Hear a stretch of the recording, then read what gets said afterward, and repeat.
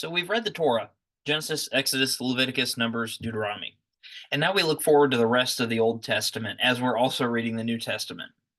And I thought it's worth talking about kind of where we're going in the Old Testament because we start getting into different kinds of literature.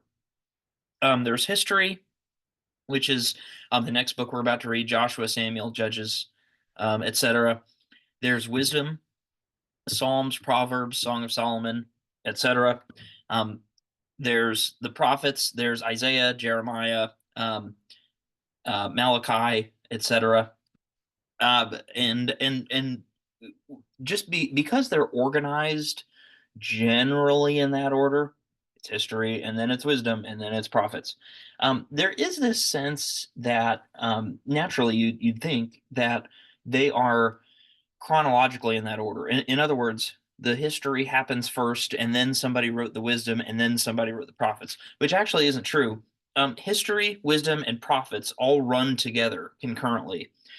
They're canonically in the canon, in the order in which we see them in the Bible. They're separate, but they're chronologically on a timeline weaved together. I've used the metaphor of a braided cord, a braided rope. Same thing here. You've got history, wisdom, and prophets all happening at the same time.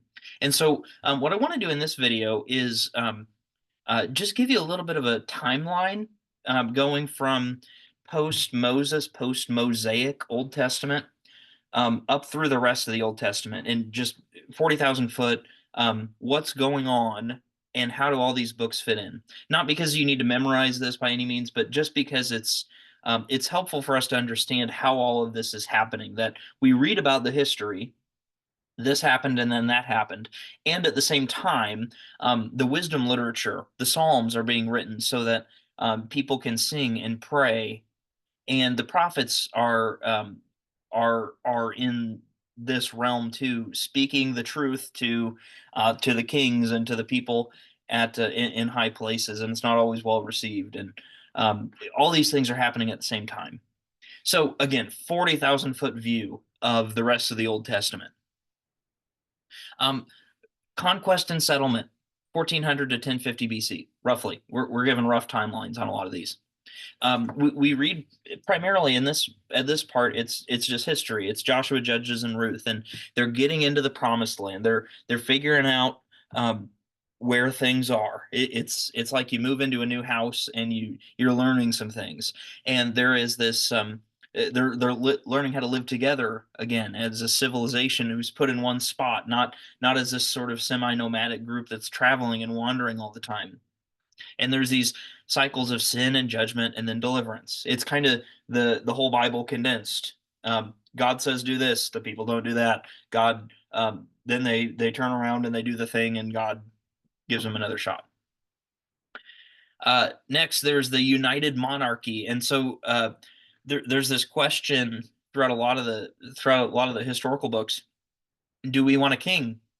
Everybody else has a king. Do we want a king? I think we want a king. God says you don't need a king. And they say, well, we want a king. Everybody else has a king. All these other tribes have a king.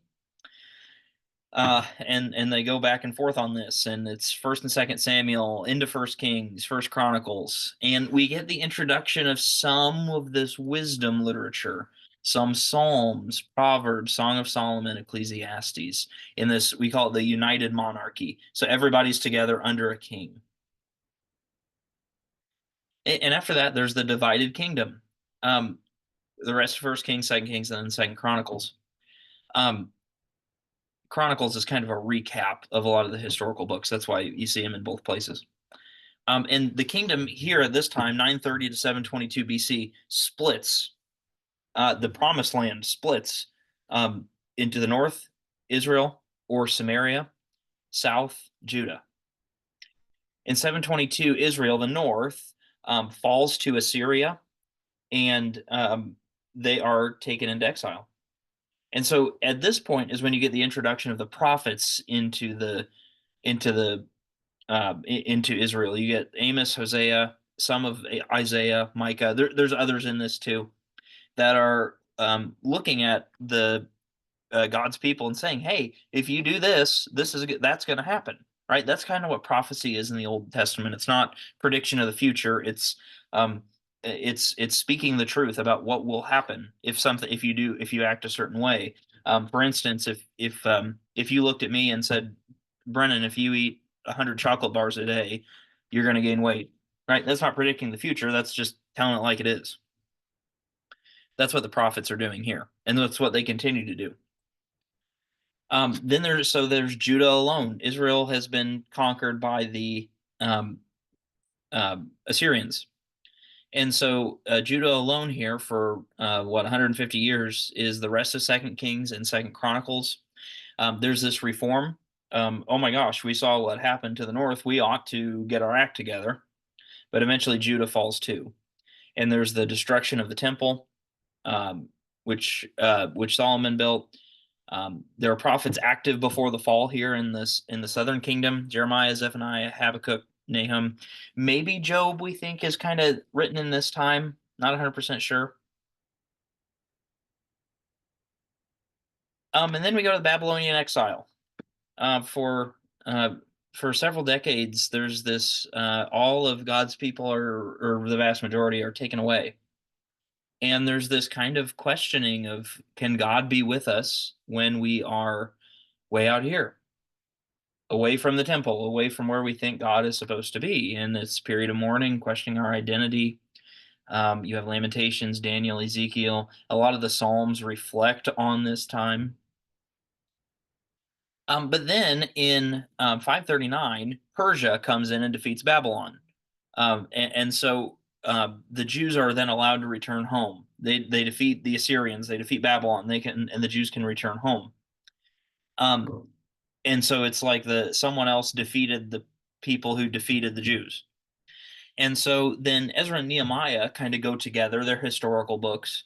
They talk about the rebuilding of the temple, how we're going to get back to what we once were, right? And how we're going to move forward. We read about Esther, some of the Jews in Persia, uh, more prophets here: Haggai, Zechariah, the great Italian prophet Malachi. Um, is there hope for the future? What do we do going forward now that we've got all this in our past? And then some more Psalms and Proverbs here. And so that's kind of the 40,000-foot view of the rest of the Old Testament. You see how these wisdom, history, prophets weave together to form this story.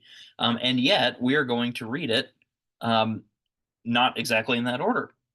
Right? You could make the argument that maybe we ought to really divide this Bible up, and we'll read a little bit of Jeremiah as we read Second Kings, and kind of make a whole bunch of like put all the prophets and the wisdom together with the history that's going on concurrently, right? And you can see where you'd make that argument. Um, or we could read it canonically. Canonically being the canon being just the way it's laid out in the Bible, right? Genesis, Exodus, Leviticus, Numbers, Deuteronomy, Joshua, etc. That's just how they're organized. And if you're reading with us on our plan, you are reading canonically.